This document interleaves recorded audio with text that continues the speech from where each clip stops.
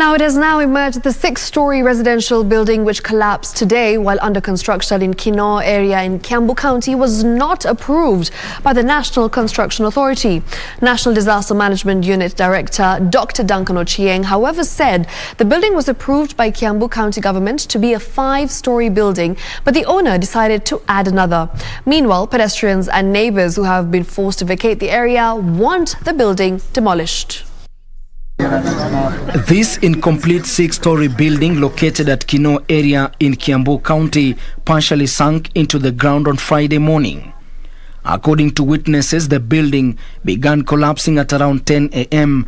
and luckily no one was hurt. This building was approved by the county government to be a 5-storey building, but the owner decided to continue and make it a 6-storey building. A multi-sectorial team, including the National Disaster Management Unit, arrived at the scene and established the project was not approved by the National Construction Authority.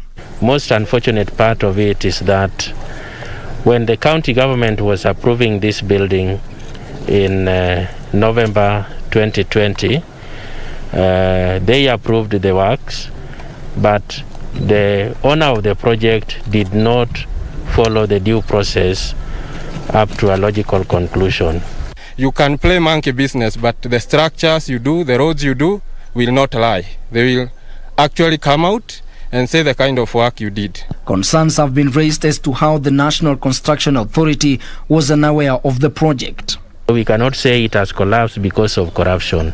No, let us wait for the investigations, and if anybody will be found to have done an act or omission towards the building collapsing, then the person will be apprehended. If that engineer is a professional engineer, the bodies available will take legal action.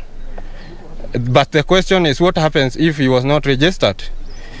The engineers themselves might not be able to take the legal action because by the law they are only supposed to address engineers who have malpracticed. Residents in surrounding buildings, fearing for their safety, have evacuated the area. Friday's incident comes barely 4 days after another 5-storey building collapsed in Kiara area near Gashia in Kiambu County, killing 3 people.